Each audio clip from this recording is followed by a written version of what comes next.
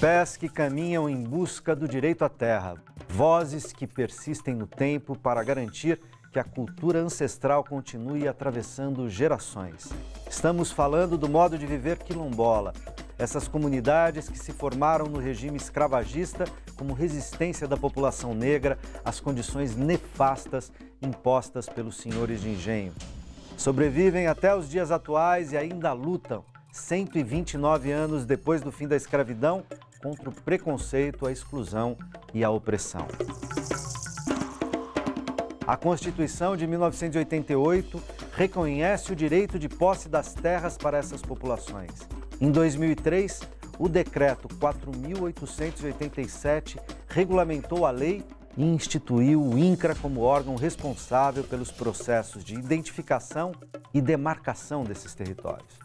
Os números são imprecisos. Estima-se hoje a existência de cerca de 3.000 comunidades quilombolas distribuídas pelo país e mais de 6.000 comunidades que ainda aguardam reconhecimento. Os processos têm sido lentos e estabelecem graves conflitos entre quilombolas, grileiros de terra, latifundiários, ruralistas e especuladores imobiliários. Em abril desse ano, o governo Michel Temer decidiu suspender as titulações até que o Supremo Tribunal Federal conclua o julgamento de uma ação direta de inconstitucionalidade proposta pelo Partido Democratas em 2004, que questiona a legalidade do Decreto 4.887 e de todos os processos de demarcação. A votação no STF está prevista para acontecer agora, em 16 de agosto, e pode comprometer o futuro de milhares de famílias descendentes de africanos. Chegaram aqui sequestrados de seus países, amarrados em porões de navios, trabalharam como escravos e foram largados à própria sorte. Chega de retrocessos, o Brasil é quilombola, nenhum quilombo a menos. Essa é a conversa que começa agora no Melhor e Mais Justo.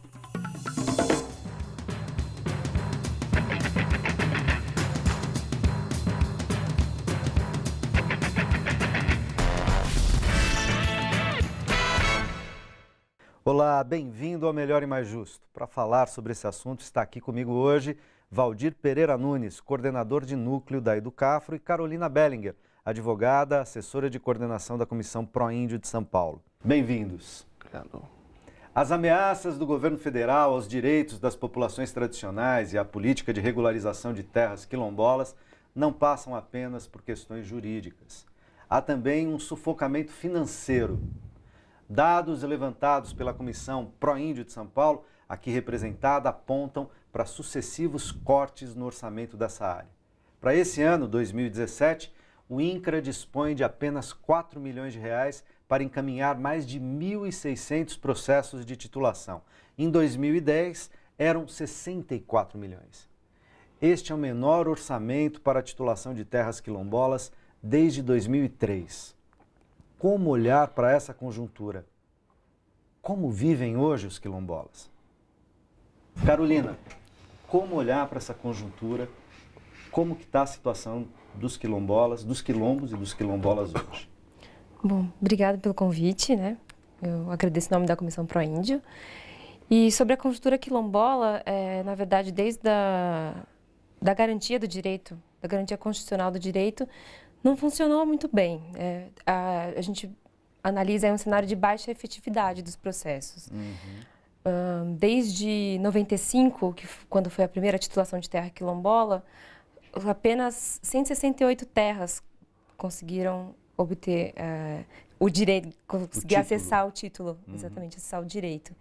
Então, e pensar que ainda tem 1.600 processos abertos e sob risco, sob ameaça, é um cenário muito preocupante. Acho que a reparação histórica, né, acho que o dever que o Estado tem com essas populações está muito aquém, assim. Do que deveria ser, né? Exato. Embora seja um texto constitucional, né, Valdir? Perfeito. Você me dizia em off, quando vocês chegaram, que uma questão uma questão fundamental foi regulamentar um instituto da Constituição que garante esse direito.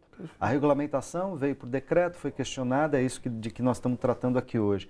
Mas você diz, há alguns pontos que são mais centrais, como o marco temporal. Queria que você explicasse melhor qual é o problema, quais são as questões que afligem vocês sobre a aprovação ou não dessa ADIM, e mesmo que ela não seja aprovada, né, quer dizer, seja garantido a ideia, a condição de constitucional do decreto 4.887, ainda assim vocês temem que haja problemas de condicionalidades. Quais problemas? Explica isso para a gente. Perfeito. Então, primeiro agradecer em nome da Educafro por ter me convidado a participar aqui e a TVT. E assim, pegando o gancho na fala da companheira Carolina, é justamente a questão, discutirmos primeiro a questão do Estado. O que é o Estado, né? Para nós parece que é uma coisa abstrata, que sempre aconteceu e que estava sempre aí. Na questão quilombola, nós temos que ver que o Estado brasileiro foi criado em cima de uma invasão, tá certo? Para a questão dos povos indígenas e tudo mais, pegando até um gancho na música Tropicália, né? Quando Pedro Vaz Caminha descobriu que as terras brasileiras eram férteis, verdejantes, escreveu uma carta ao rei, tudo nela se planta, tudo cresce e floresce, mas não é bem assim, porque os portugueses não colocaram em nada. Primeiro escravizaram os índios, né, para a questão do pau-brasil, depois trouxeram sequestrados os negros, e esse Estado foi criado para constituir tudo isso, né, para consolidar, e as leis para tais, então, foram também criadas. Então, eu acho que hoje, atualmente, nós temos algumas reparações que estão aí, haja visto a DC 41, a DPF 186. Que são? A DC 41, a DPF? Basicamente a lei de cotas, né? Tanto no serviço público como nas universidades, que foi questionada, estava tendo várias fraudes, vários juízes de primeira instância estavam derrubando, né? Falando assim que feria o princípio da igualdade e tudo mais. E aí, recentemente, o Supremo votou novamente por unanimidade essa arguição de descumprimento de preceito fundamental, que era legitimar a ADC e dar instrução para que todos os juízes de primeira instância respeitasse essa lei de cotas. Então, o que acontece? Nós temos uma história muito enviesada, que é basicamente as leis, né? Lei Áurea, como sendo aquela coisa linda, que foi um decreto, mas omite muitas questões. Por exemplo, que os negros, com a lei de terras, era proibido a ter terras. Então, você tem vários outros dispositivos que a gente poderia ficar elencando aqui, como a proibição do negro à escola, que de alguma forma a DC 41 já prevê tudo isso. E eu acho que nada mais justo agora, quando o próprio conceito de quilombo era fugir da escravidão e ir para lugares mais ermos, mais distantes, que estaria de alguma forma isolado, apesar disso não ser uma regra geral. Hoje, com o aumento, com a expansão do agronegócio, essas fronteiras rurais, né, elas já não são mais. Hoje o trabalho não é escravo, os meios de produção estão na mão do agronegócio, então eles podem, eles precisam de terras para produzir. E hoje o grande problema da demarcação de terras indígenas e mesmo quilombolas são essa questão. Então, pela primeira vez, a Constituição de 88 coloca no seu artigo 68 das disposições transitórias a obrigatoriedade de demarcação de terra. Como é uma lei geral, haveria necessidade da regulamentação, que é o decreto. Esse decreto ele vem e o PFL, DEM, hoje, ele questiona vários itens, dentre eles a questão da autodeclaração. Como que eu posso me autodeclarar quilombola? Que é um problema, né? Que também está vendo a questão, e que isso poderia ter fraude, que juntaríamos várias pessoas, se autodeclararíamos e ia começar a tomar terras, na visão deles. Infelizmente, os quilombolas não têm, tá certo? Tabeliões e muito menos cartórios de registro de terras, que é o que os grileiros fazem. Pegam terras devolutas do Estado, vão lá, invadem e depois dão um título para eles. Nós vamos passar por todo esse processo, como a doutora disse, que vai alguns anos, em média 13, 15, 20 anos. Então, nós não temos isso. Então, por excesso de zelo, dos preceitos é você tem que se autodeclarar e, a partir daí, você começa a levantar seu histórico nessa questão de você demarcar esse território. Sim, os órgãos responsáveis começam a levantar. Sim, um dos principais questionamentos é da autodeclaração. Eles falam que isso pode ter fraudes e tudo mais. Mas imagine uma comunidade, todas as pessoas, até pelo seu fenótipo, resolverem burlar essa questão. Eu acho que é praticamente impossível. Então, é uma alegação muito frágil diante das necessidades. E a outra questão do marco temporal. Marco temporal, alguns acham que é a Constituição de 88, só que, diante da devassa que já foi feita nas terras no Brasil, de invasão, grilagem e tudo mais, A Constituição de 88, ao ser definido aquele ponto, você, de alguma forma, reconhece essas invasões, essas ocupações e tudo mais, não dos quilombolas que estiveram lá sempre, mas sim desses grileiros e desses latifundiários que invadiram essas terras e por títulos, né, fraudulentos, tomaram posse dessas terras. Acho que esses são dois problemas fundamentais. Vamos discuti-los. Queria devolver a palavra para a Carolina e também ouvi-la sobre essa questão do marco temporal e da autodeclaração. Tá certo. Inclusive na condição de advogada, né? Quer dizer, o que são esses dispositivos e por que eles são problemáticos? Sim. Bom, é importante dizer também que no dia 16 também vão ser julgadas 3 ações sobre direitos indígenas e que também é discutida essa questão do marco temporal. Então, é uma questão que está pegando justamente para essas 2 populações que dependem da terra para viver, né? E essa tese do marco temporal, na verdade, é uma tese criada para limitar o acesso tanto de povos indígenas quanto de comunidades quilombolas a esse direito que está consagrado na Constituição Federal. Ou seja, restringe o direito. Exato. Então, eles, tanto para a questão quilombola, tem entendimentos um pouco piores e outros um pouco melhores, vamos dizer assim, mas ele diz que se no dia 5 de outubro de 88, né, agora, essas comunidades têm que estar na terra que elas estão pleiteando, que é na área de reivindicação. As piores teses dizem que eles têm que fazer prova da resistência, né, o que é ridículo, só dessas pessoas estarem vivas e estarem reivindicando, acho que é uma prova gigante da resistência delas. E, enfim, é justamente para limitar os direitos, e foi criado nesse calor do momento em que estão discutindo demarcação de terras que são muito estratégicas para o agronegócio. Então, não por acaso, tem uma discussão grande no Mato Grosso. E tem precedentes já em ações pontuais das questões indígenas que já falam da tese do marco temporal. Então, é isso, é uma necessidade de prova de que essas comunidades estavam lá no dia 5 de outubro de 88, que é um... Agora, eu queria entender melhor, porque é o seguinte, se o marco temporal for há mais de uma proposta, pelo que eu entendi, porque já tem um voto, né? Nesse tempo todo tem um voto da Rosa Weber, tem um voto do ministro Peluso, que já não está, mas já se aposentou do Supremo. O voto do ministro Peluso é pelo acatamento da ADIM, da ação direta de inconstitucionalidade, e da Rosa Weber é pela negação da ação direta de inconstitucionalidade, declarando o decreto que regulamentou o direito às terras quilombolas em 2003 como constitucional. E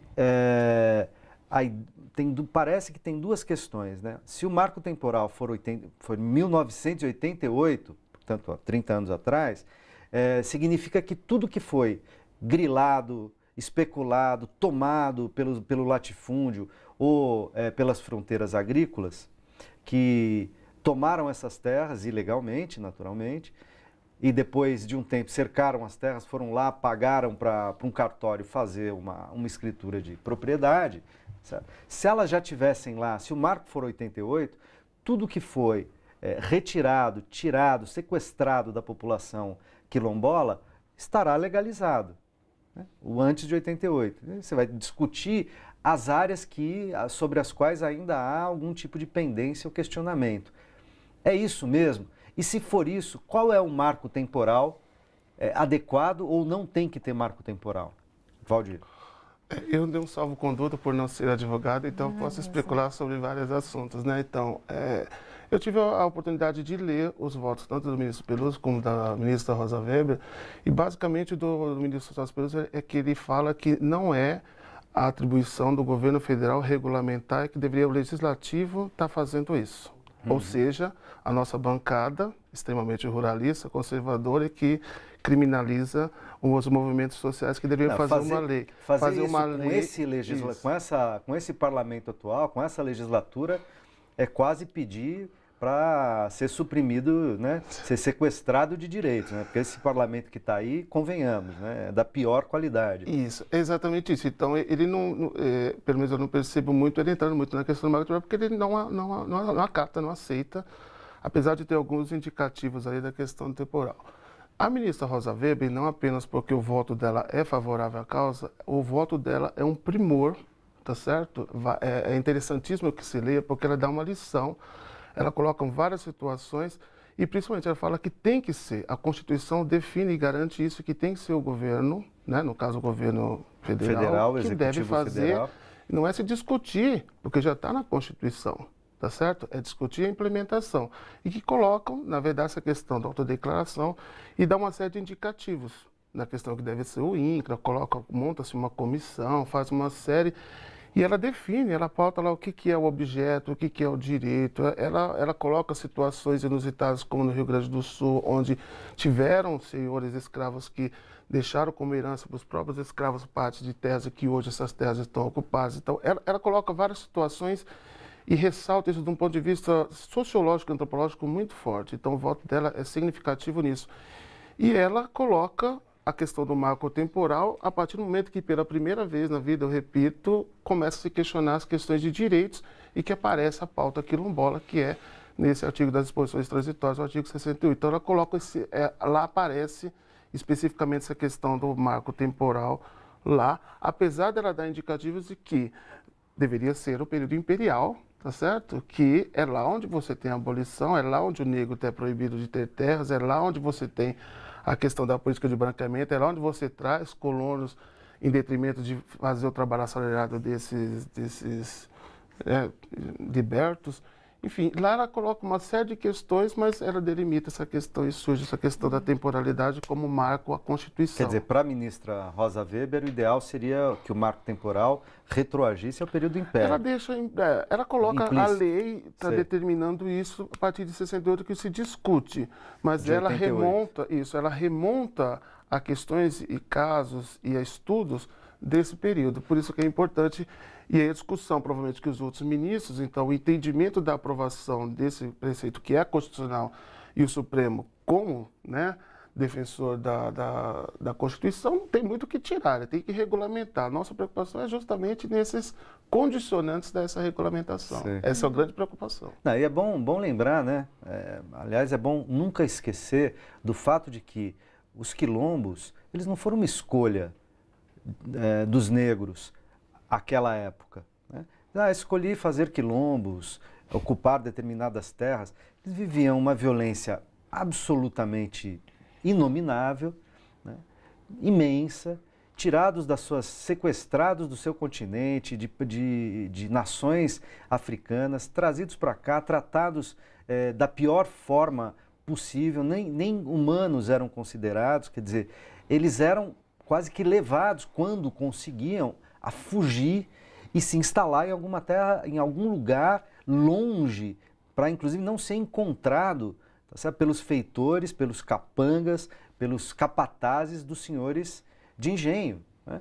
E essas áreas acabaram sendo comunidades durante muito tempo. São essas áreas que eles reivindicam, foram áreas nas quais eles constituíram, né, família, lar, cultura, etc., como uma resistência a uma violência imensa, né, produzida pela escravidão, né? Então, eles estão fazendo hoje, quer dizer, reconhecer os quilombos hoje, nada mais é do que reconhecer uma dívida histórica, né, com um segmento importantíssimo da população brasileira, né, e não, mais uma vez, submeter esse segmento a uma violência extrema, né, que é subordinar os interesses mínimos de uma população que é ter acesso à terra, a um lugar para morar, né, submeter ao interesse econômico ou dos senhores do século XXI, né, o agronegócio, a indústria, a especulação imobiliária nas cidades, porque muitas áreas, a fronteira urbana também cresceu e há quilombolas em áreas urbanas, tá certo? E que são pressionados muitas vezes pela especulação imobiliária. Eu já tenho perguntas aqui, aliás, várias dos internautas, começar a colocar na roda. Alexandra Espíndola pergunta, esses cortes têm cunho, os cortes temporais, estou supondo, né? Tem cunho racista, obviamente, mas se os quilombolas rendessem dinheiro para o governo, esses cortes seriam feitos? Carolina, se os quilombolas fossem unidades, se os quilombos, né, fossem unidades produtivas economicamente fortes, vocês acham que eles seriam mais facilmente titulados e seriam tão perseguidos? Acho que essa é a pergunta da Alexandra Espíndola. Eu tenho uma discordância, na verdade, sobre o ponto de partida dela, que é de que eles não são produtivos, são áreas que têm uma produção econômica interna, cultural Sustentável. forte. Acho que não é bem assim, né? E também, que governo é esse, né? Por que é rentável para o governo? É o governo que quer expandir, que apoia, que tem uma bancada rural, enfim, é apoiado por uma bancada ruralista que quer expandir o seu setor produtivo de soja, minerar essas áreas, enfim. Que projeto é esse, na verdade, de Estado? E nessa linha do que a gente estava conversando, existe uma reparação a ser feita a essas populações. Quando a escravidão acabou, não houve qualquer política pública e leis que equiparassem a situação de desigualdade vivenciada por essas populações. Acho que não, né? Não teve políticas inclusivas. Então, o mínimo que tem que se fazer 100 anos depois é reparar começar a reparação dessa dívida histórica com a questão de cotas, que foi uma questão super importante, e com a questão de terra, que é tão fundamental. Com a questão fundiária, que é um problema não resolvido no Brasil, para os índios, para os negros, para outras populações tradicionais. Acho que é bem importante dizer que, para Alexandre Espíndola, os quilombos, assim como outras unidades que não são latifúndios, que não são do setor da indústria do agronegócio brasileiro, são unidades produtivas, muitas fortemente produtivas na escala da pequena propriedade, da propriedade familiar, mas que movimenta a economia nas regiões onde está, né? Garantindo, inclusive, o cultivo de alimentos. Bom lembrar que a agricultura familiar brasileira é responsável por 70% do que vai à mesa do brasileiro, né? Nós estamos falando de a variabilidade, né, e a condição de produção econômica desses setores com trocas, intercâmbios entre quilombos, dos quilombos com as cidades, com os vilarejos, com as populações ao entorno de onde eles estão. Existe, é uma unidade econômica viável, sustentável, na sua grande maioria, e, portanto, né, a questão não está aí. A questão está em outro lugar, está em outros interesses. Quais são os interesses hegemônicos do capital e do governo de hoje, que representa o capital financeiro, certos capitais industriais, e que barganha com esses capitais, inclusive para fazer a sua agenda de retrocessos no Congresso Nacional, ou mesmo para garantir os seus interesses de permanência no poder. É isso que está em jogo hoje. Se o STF vai responder a esse tipo de pressão do dinheiro, né, ou não, ou se desta vez, né, ele terá uma posição minimamente democrática, decente, digna, é o que nós veremos no dia 16. Vamos ver. O Valdir estava me dizendo que ele acha que há chance de ter maioria no STF a favor da titulação das terras e contra a ação de inconstitucionalidade proposta pelo DEM. É nisso que a gente está apostando, né, para que o Estado brasileiro não retroaja esse ponto de recolocar na mesa uma barbárie que a gente tem que superar, né? Outras perguntas aqui, a Ingrid Veloy. Qual seria a melhor saída para garantir a permanência dos direitos desses povos, mesmo diante dessa tentativa do governo federal barrar isso? Acho que tem um pouco a ver com o anterior, né? Eu acho que se fosse vontade de fazer com que isso acontecesse, um refis, né, ou um perdão das dívidas dos ruralistas era suficiente para demarcar. A assistência técnica que nós temos em Brapa, temos pesquisa, mas na verdade, em algumas situações, os próprios quilombolas, eles têm muito a ensinar como produzir. Ou seja, se não tivesse feito um refis para empresário, dava para resolver o problema de todos os quilombos do Brasil. Ou mesmo, né, quando você tem os financiamentos mesmo dos ruralistas, que depois vão lá barganhar para fazer o perdão dessas suas dívidas, então já teria. A questão é vontade. A informação que chegou num encontro que teve na Faculdade de Direito anteontem, se eu não estiver enganado, é que existem... Direito da USP, do Largo São Francisco, foi um USP debate sobre isso, é que tem 2 antropólogos do Ministério Público Federal aqui para São Paulo inteira. Então, o próprio INCRA, ele tem, como a colega disse, ele não tem recurso. Como você vai fazer? Então, são as condições a ser dadas, porque mesmo que essa lei que já é constitucional, e o nosso medo é justamente na questão de como que vai ser feita a regulamentação pelo decreto, e principalmente essa questão do marco temporal e na autodeclaração, é como que vai ser. Na verdade, você tem um desmonte, porque eu posso ter uma lei maravilhosa, mas a execução dela na prática, se é pelo INCRA, deixa 2 ou 3 funcionários no INCRA. Haja visto, quando foi feito o último concurso no INCRA, essas pessoas foram destinadas, teve o Ministério da Reforma Agrária, enfim, foram várias denominações, essas pessoas acabaram ficando em ministérios, e o INCRA está totalmente sucateado para fazer isso. Por isso que a autodeclaração, a Fundação Palmares, porque é outro problema, né? Você tem que, é todo um processo, você tem certificação, a parte da delimitação de terra, e o último item lá, que é a titulação. É coisa desumana até, né? Então, titulação é para a Fundação Palmares, depois você tem uma série de outros estudos, e é justamente para protelar. É justamente para protelar e que não tem funcionários.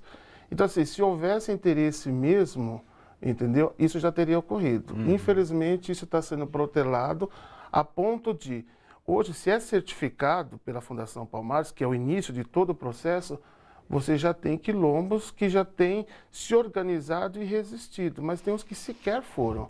E é importante colocar, as pessoas geralmente acham que essas pessoas que estão, né, são os matutos, são pessoas que são meio arredistas e tudo mais, a gente não pode deixar de colocar que as pessoas são muito pautadas pela ancestralidade. A ancestralidade que parece, uma vez eu tive a oportunidade, parece que, qual que é o seu ancestral? Parece que são deuses, né? São essa coisa de você satanizar dos negros, qual é o seu ancestral, já ficam...